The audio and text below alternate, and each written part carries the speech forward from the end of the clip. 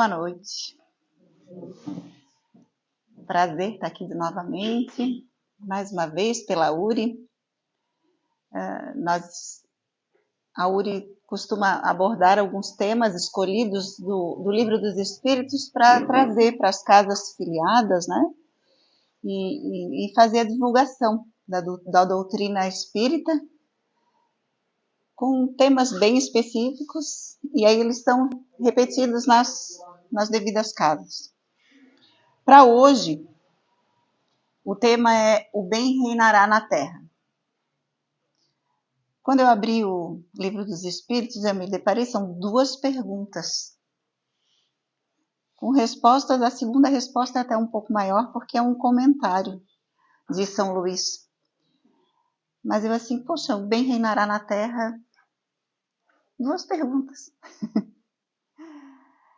Aí logo eu pensei assim, então se a gente chegasse e dissesse assim, ó, o bem reinará na Terra, tenha fé. Se a tua fé for do tamanho de um grão de mostarda, vais alcançar esse bem que a gente tanto procura. E aí eu viraria as costas e ia embora. Né? E ficaria tão fácil. Porque é quase isso. Enfim, óbvio que nessas duas perguntas existe um vasto campo a ser trabalhado no nosso íntimo para que a gente possa alcançar. A primeira pergunta é a 10:18 do Livro dos Espíritos. Em que sentido se devem entender estas palavras do Cristo? Meu reino não é deste mundo. Jesus, antes de responder, Jesus, quando veio aqui na Terra, ele trouxe duas lições muito importantes. Uma foi que ele trouxe o sentido real do amor que devemos ter. Num período em que o amor era algo assim, como uma joia que não se encontra em qualquer lugar, porque se vivia uma brutalidade muito grande. E quando ele dizia, meu reino não é deste mundo, ele nos assinalava de que a vida real não é essa aqui. Aqui é simplesmente uma passagem onde, como uma grande escola, a gente pode ter os nossos aprendizados e colocar em prova aquilo que a gente aprende. A gente estuda na espiritualidade, a gente estuda aqui, a gente vai, a gente volta e a gente vai ampliando a nossa forma de pensar e conquistando méritos diante do nosso esforço, a gente vai conquistando. Então, a resposta é a seguinte. Respondendo assim, o Cristo falava em sentido figurado. Queria dizer que seu reinado se exerce unicamente sobre os corações puros e desinteressados. Ele está onde quer que domine o amor do bem.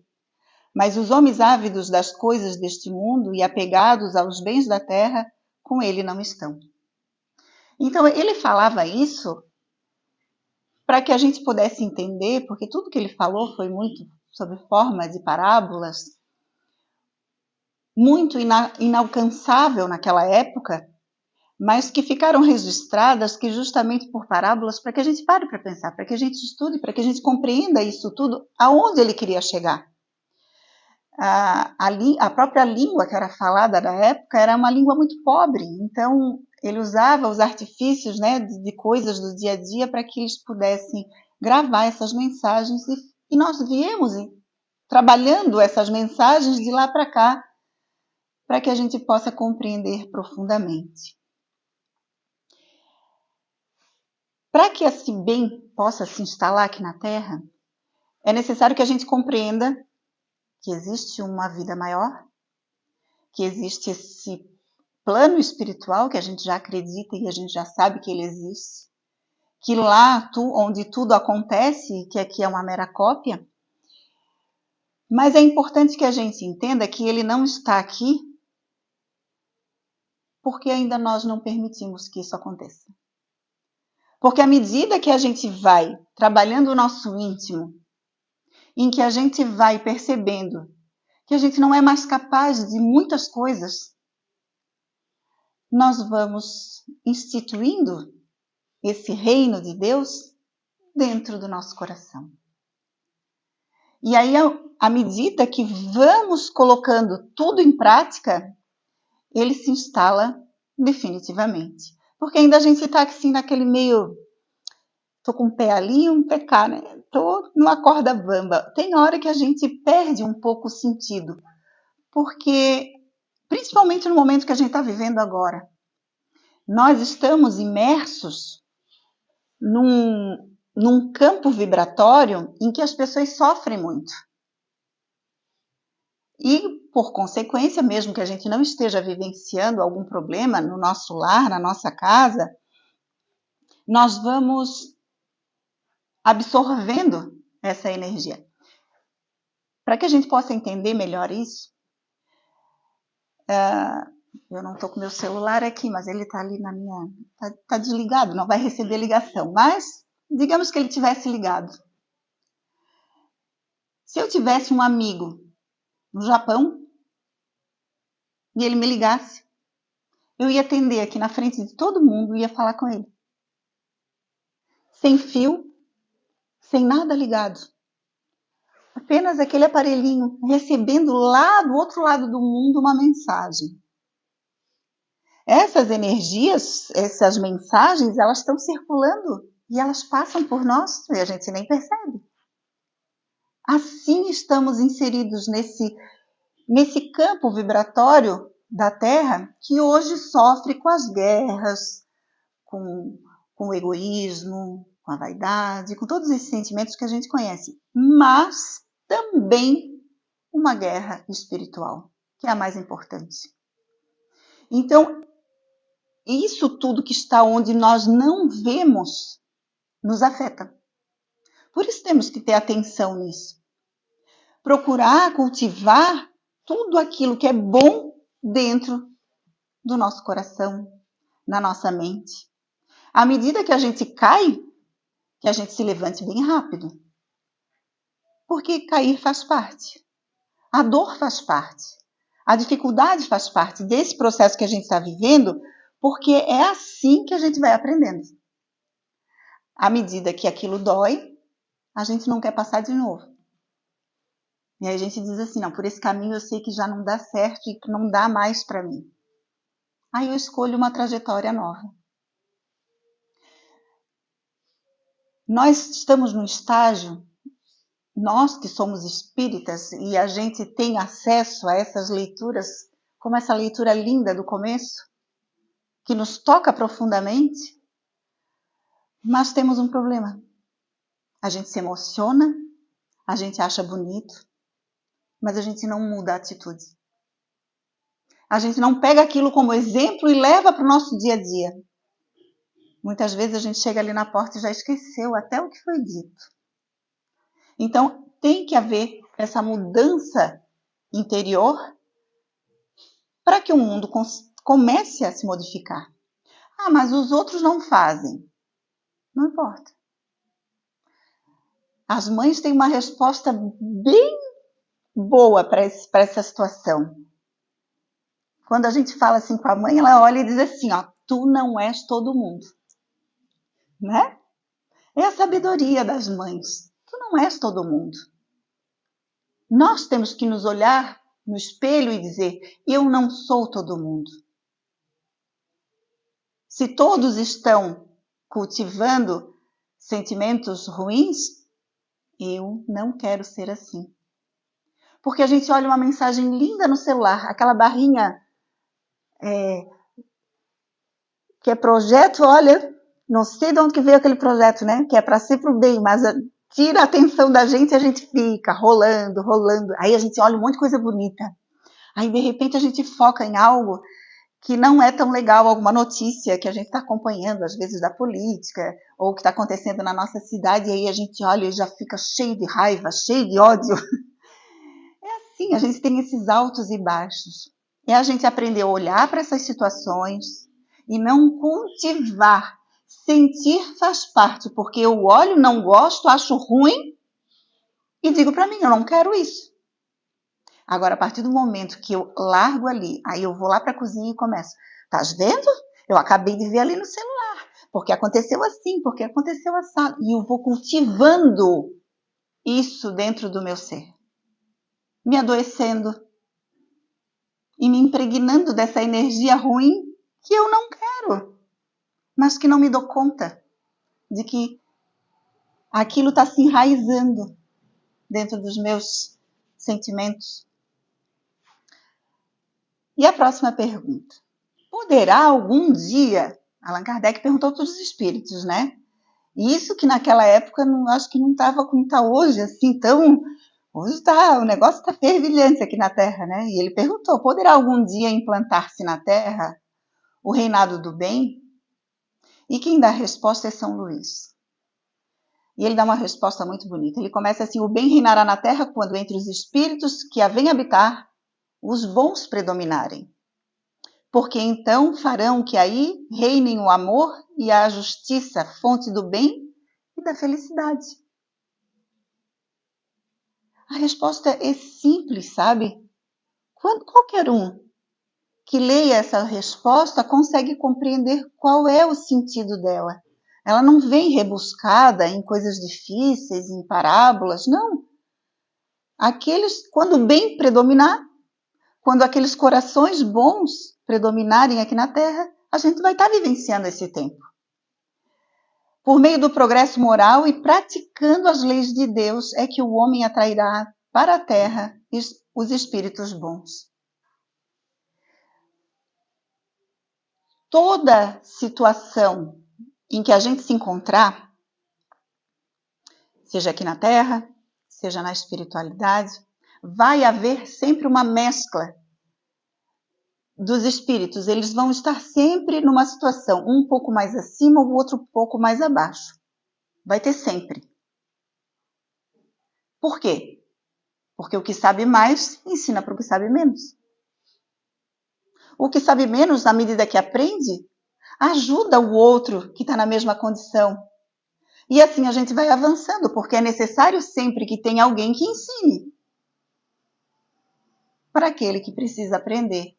E aquele que já sabe, exercita dentro de si a caridade, o amor e todas as coisas boas que Deus nos ensina.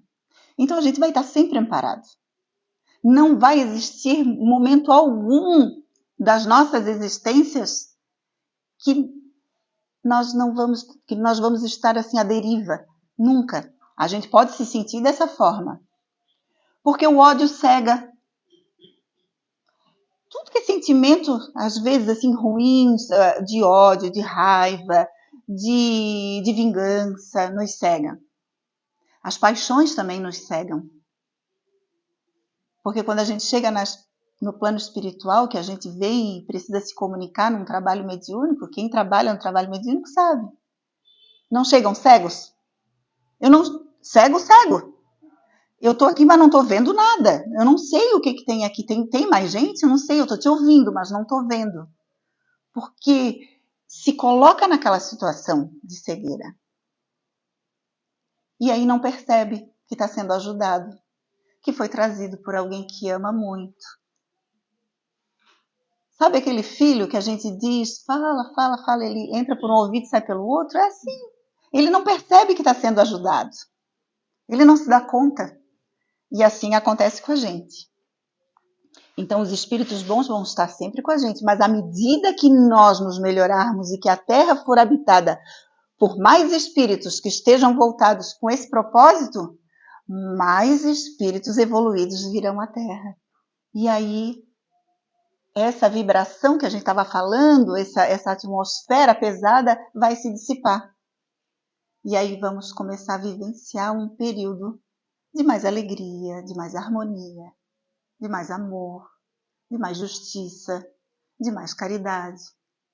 Porque o processo é longo, temos muito ainda o que aprender. E sinto informar, o aprendizado vai ser eterno. Porque se a gente aprendesse tudo, nos tornaríamos deuses. E isso nós não vamos ter capacidade. Então a gente vai estar sempre aprendendo. Sempre aprendendo. Aí, pulando um pouquinho, vai dizer assim, essa transformação se verificará por meio da encarnação de espíritos melhores que constituirão na Terra uma geração nova. Os espíritos maus que a morte vai ceifando dia a dia, e todos os que tendem a deter a marcha das coisas serão daí excluídos, pois que viriam a estar deslocados entre os homens de bem, cuja felicidade perturbariam. Irão para mundos novos, menos adiantados, desempenhar missões penosas, trabalhando pelo seu próprio adiantamento, ao mesmo tempo que trabalharão pelos de seus irmãos ainda mais atrasados. Quando fala sobre isso aqui, fala sobre esse momento que nós estamos vivendo agora. Esse livro foi escrito lá atrás, mas esse momento é o que a gente está vivendo agora. Estamos vivenciando... O Haroldo Dutra Dias diz que o melhor lugar para estar agora é o umbral, que diz que está vazio. Está tudo aqui. Isso não ocorre, só ocorre nesses momentos de transição, porque eles perturbam realmente. São espíritos teimosos que querem ainda vivenciar muito a materialidade e acabam prejudicando, por isso a gente se sente dessa forma nesse período que a gente está agora. Mas se fomos convocados de estarmos aqui, é que o nosso papel é importante, né? Então, o que acontece com esses irmãos? Eles vêm, têm a oportunidade, aí não alcançam, são exilados para outro planeta que tem uma situação um pouco mais atrasada, mas é uma missão super importante. A missão que eles vão cumprir nesses outros planetas é importante porque eles levam consigo todo o conhecimento dessa atual e impulsionam lá para aqueles que ainda estão começando. Né? É como se eles chegassem lá e dissessem assim, eu acho que eu vou criar a roda. É uma forma figurativa, mas é mais ou menos isso. Da onde que vêm as ideias das coisas que vêm para a gente para melhorar o nosso dia a dia? Vem de espíritos que já vivenciaram essas situações, que já aprenderam lá do outro lado, vem, aí de repente diz assim, nossa, tive uma ideia, né? Quando criaram a lâmpada, quando criaram o telefone, quando criaram os meios de transporte, tudo isso é ideia vindo de lá de cima. E aí isso nos mostra que ninguém fica abandonado, que estamos sempre sendo cuidados. Lá no finalzinho ele diz assim, todos vós, homens de fé e de boa vontade, trabalhai, portanto, com coragem e zelo na grande obra da regeneração, que colhereis pelo cêntuplo o grão que houverdes semeado. A gente vai ganhar o cêntuplo, porque a gente colhe quando a gente retorna para o plano espiritual. E aí vão perguntar para a gente, o que tu plantasse lá na terra? Eu procurei caminhar no trilho do bem, errei um monte de vezes. Mas tentei fazer caridade, fui lá, me esforcei, estudei. Então tudo isso vai ser para cada um de nós um mérito muito grande a ser alcançado quando a gente retornar. E a gente não tem ideia de como que isso é, como que é esse retorno para a gente. Às vezes a gente até se desvaloriza aqui na Terra, porque a gente não tem noção do que faz, o valor que isso tudo tem, sabe? Mas é ter fé, se manter de pé. Quando a gente não consegue, não tem muita força nas pernas, a gente vem para o centro espírita. Aí a gente estava falando ali no comecinho que aí a gente ganha abraço, a gente ganha beijo. Ganhei vários abraços quando cheguei. Isso nos fortalece. Nossa, dá uma coisinha dentro do coração. Olha, quem não gosta de abraço, então começa a treinar, né? Abraço é bom, é contato físico. A gente precisa disso. A gente precisa de cafuné, né? Se até a minha avó tinha um papagaio, se até o louro gostava de cafuné, a gente chegava perto da gaiola, ele fazia assim, aí o pelo, as peninhas dele se arrepiava toda, aí a gente fazia assim na cabecinha dele, ele ficava assim, todo arrepiado. Isso é Deus mostrando para cada um de nós que isso é importante. Já viram os gatos? O gato chega e se encosta, se esfrega, né? Vem no meio a gente vai andando, vem andando no meio da perna da gente, pede carinho. É Deus mostrando através dos animais, através de tudo que está no nosso entorno que a gente deve amar. Porque é o amor que cura. O amor cura todas as nossas mazelas, todas as nossas dores. E a gente consegue ficar de pé. Eu sou prova disso. Quando eu estou ruim, eu procuro. Eu vou lá, dou um de louro, peço cafuné, né? Me encosto um pouquinho e aí me fortaleço novamente. Aí a gente faz uma leitura, a gente faz uma prece. Ai, mas Valéria, eu não consigo rezar quando está difícil. Aí faz igual minha mãe me ensinou. Outro dia eu ensinei lá no centro espírita que eu trabalho e uma moça veio dizer: estou fazendo aquilo que a tua mãe te ensinou, está funcionando. E eu vou ensinar para vocês. Eu disse: mãe, os meus problemas estão muito difíceis. Só que está me angustiando porque eu não consigo orar. Eu começo e a minha cabeça vai para o problema. Eu começo de novo e eu já esqueci o que eu tinha pensado. Aí ela assim: já sei o que tu vai fazer. Repete, faz como eu faço.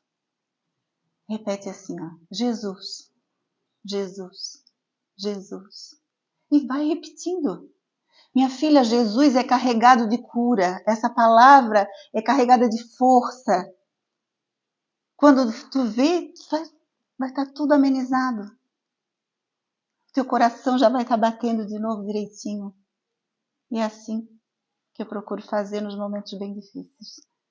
Coitado lá, né? Deixa eu dizer assim, lá vai ela de novo com o rosário dela. Jesus, Jesus. Mas a gente alcança. Quanto tempo? 30? 35? Tá. Lá no Céu e Inferno, na primeira parte, no capítulo 3, diz assim: no intervalo das existências corpóreas, o espírito volta por um tempo mais ou menos longo ao mundo espiritual, onde ele é feliz ou infeliz segundo o bem ou o mal que fez. O estado corporal e o estado espiritual são para ele a fonte de dois gêneros do progresso, solidários um ao outro. É por isso que ele passa alternativamente por esses dois modos de existência. Para que a gente alcance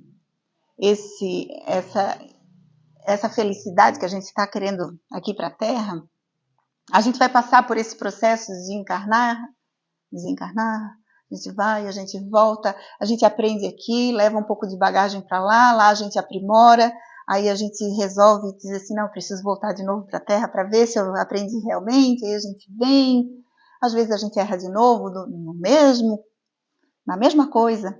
Hoje ainda escutei o Haroldo dizendo que o quanto é importante o pensamento, porque a gente erra às vezes novamente, e até ele fala, tem gente que erra o mesmo erro durante 1000 anos, errando a mesma coisa. Porque aquilo fica impregnado na nossa mente. Nós temos que ter essa consciência, às vezes corporal, mental, de perceber que a gente precisa mudar, às vezes, o caminho que a gente está percorrendo. Quando a gente vê que aquilo não traz felicidade, que as pessoas reclamam, a gente parar para pensar, deixar o nosso orgulho de lado e olhar no espelho e dizer assim: pô, realmente isso aí não é legal. Eu preciso modificar. Para que a gente quebre isso. Então, o pensamento é muito importante para que a gente alcance também essas alegrias. E aí continua assim: as diferentes doutrinas referentes à morada dos bem-aventurados repousam todas sobre o duplo erro de que a Terra é o centro do universo. Esse é um outro ponto que a gente também tem que parar para pensar. E que a região dos astros é limitada. E além desse limite imaginário, que todas colocaram esse domicílio afortunado e a morada do onipotente. Singular anomalia que coloca o autor de todas as coisas, aquele que as governa, todas nos confins da criação, em vez de colocá-lo no centro de onde a irradiação de seu pensamento podia se estender a tudo. a gente acha que é o centro do mundo. E a gente tem que tomar cuidado. Na sequência diz assim, a ciência, com inexorável lógica dos fatos e da observação, levou suas luzes até as profundezas do espaço e mostrou o vazio de todas essas teorias. A Terra não é mais o eixo do universo, que a gente pensava que era a última bolachinha do pacote, né? Só tem a Terra, a gente vai viver o que tem que viver aqui, porque é só hoje e não vai ter o amanhã. Depois a gente vai descansar no sono eterno e a gente vai ver depois o que a gente vai fazer. E aí a própria ciência está mostrando que não. A Terra não é mais o eixo do universo, mas um dos menores astros rolando na imensidão. O próprio Sol não é mais do que o centro de um turbilhão planetário. Desde logo se pergunta por que Deus teria feito dela a única sede da vida, e para aí teria relegado suas criaturas prediletas. Tudo ao contrário anuncia que a vida está em toda parte, que a humanidade é infinita como o universo.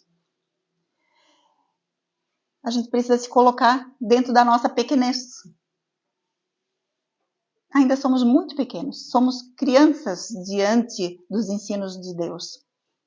Porque a gente ainda não entende e ainda não sabe utilizar isso. Somos como criança mesmo. A gente não vai pegar uma criança de 6 anos e dizer assim, hoje eu preciso fazer uma cirurgia e é tu que vais fazer.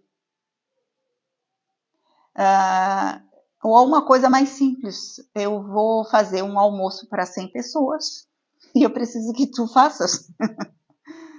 Essa criança não vai saber nem o que, vai olhar e vai dar risada, né? Vai dizer assim, o que ele está falando? Não vai entender nem o que é. Porque, como assim? Nós estamos nesse patamar. E a Terra é um planetinha, né? Pequenininho, que está servindo de escola. E Deus é tão exuberante, né? Eu fico admirada com a exuberância de Deus. Vocês já perceberam que nós moramos numa ilha rodeada de água? A gente esquece que mora numa ilha. Eu acho tão bonito quando eu não estou aqui na cidade e alguém pergunta, onde tu moras? Eu moro em Florianópolis. Ah, Florianópolis, uma ilha. Aí é que eu me dou conta, né? Digo, não, eu moro numa ilha. E em cada canto que a gente vai, você já vira uma beleza que é. Um pôr do sol de cima da ponte Hercílio Luz. O mar, em qualquer praia, uma das 42 a gente pode escolher. A natureza exuberante. E tantos outros locais que hoje em dia a gente, com a internet, a gente consegue viajar. Viajar por todos os cantos. Isso é Deus. Se no planetinha, né, diante de tantos outros mais evoluídos, é assim, agora vocês imaginam que a gente vai colher num planeta melhor. É isso que a gente tem que se estimular para alcançar um dia esses locais. Santo Agostinho, ele finaliza assim, ele conclui, o planeta Terra, ha chegado a um dos seus períodos de transformação em que, de orbe expiratório, mudar-se-á em planeta de regeneração, onde os homens serão ditosos porque nele imperará a lei de Deus. E é isso que a gente quer chegar. Tem uma mensagem da Joana de Ângeles, por Divaldo. Eu não vou ler ela toda, eu vou ler só um pedacinho, porque o tempo... Mas eu acho que dá, né? Eu ainda tenho 5 minutos, né? Eu vou ler, porque ela é muito linda. E assim, fala muito disso, né? E assim, a gente tem que aproveitar aquilo que os espíritos de luz vêm dizer pra gente, né? Porque se eu sou um fósforo aceso, eu acho que ainda é muito. Então a gente tem que aproveitar o que eles passam pra gente. Porque esses espíritos trazem as palavras de forma poética. Não sei se vocês percebem isso. É tão poético, porque a poesia faz parte da arte. E a arte faz parte de Deus. Deus é um artista. Quando Jesus criou aqui a nossa terra, ele tinha poderes de um artista para fazer tanta beleza e tanta coisa linda, né? Então, essa mensagem diz assim, é dádivas do Natal. Aí ela começa falando de Jesus. Estrela de primeira grandeza que é Jesus, surgiu na noite das estúpidas e escuras ambições dos povos para iluminar as consciências e despertar os sentimentos de humanidade como dádiva de Deus, respondendo às súplicas dos humilhados e esquecidos. Passaram-se os tempos, foram sucedidos os criminosos de então por outros não menos odientos, e apesar disso, sua luminosidade permanece até hoje. É certo que outros homens e mulheres tão infelizes quanto aquelas de seu tempo procuraram dominar o mundo utilizando-se da sua claridade, mas, desequilibrados, produziram mais trevas e aumentaram os volumes de dor. O carro inexorável do tempo continuou a sua marcha, avançando na direção de outros períodos, enquanto os apaniguados do mal, que se apresentaram nos espetáculos de luz, sucumbiram, vencidos pelos tormentos que escondiam nos tecidos da própria crueldade. Ainda reina muita sombra na terra, mas amanhece dia novo. A grande transição do mundo de provas e de expiações para mundo de regeneração, embora ainda assinale a presença do sofrimento e da desordem, do desrespeito pela vida e pela Mãe Terra, caracteriza a chegada de uma nova era impossível de ser detida. O bem triunfará sem qualquer dúvida sobre o mal. A verdade vencerá a mentira onde quer que se homizie. A vida sobrepõe-se à morte e a espiritualidade por fim reinará entre todos. Conforme sucedeu naqueles dias, Jesus encontra-se novamente entre as suas criaturas, repetindo a sinfonia das bem-aventuranças, conclamando as massas ao despertamento, antes que se agravem as circunstâncias e ocorrências não desejadas. O Consolador que ele prometera já veio e vence, com segurança, as barreiras impostas pela tirania e pelos indivíduos orgulhosos, vazios de sentimentos nobres, conquistando os corações e oferecendo-lhes esperança de alegrias infindas. Travam-se lutas acerbas em toda parte. Os argonautas do amor nada temem e multiplicam-se sob a inspiração do Mestre, avançando estoicos no cumprimento do dever. Renovar a humanidade através da própria transformação moral, que a todos permite neles ver a mensagem luminosa. Sem dúvida, ainda predominam as trevas ameaçadoras que a estrela de primeira grandeza vem diluindo de maneira compassiva e misericordiosa. Faze a tua parte, sem preocupação com o trabalho dos outros.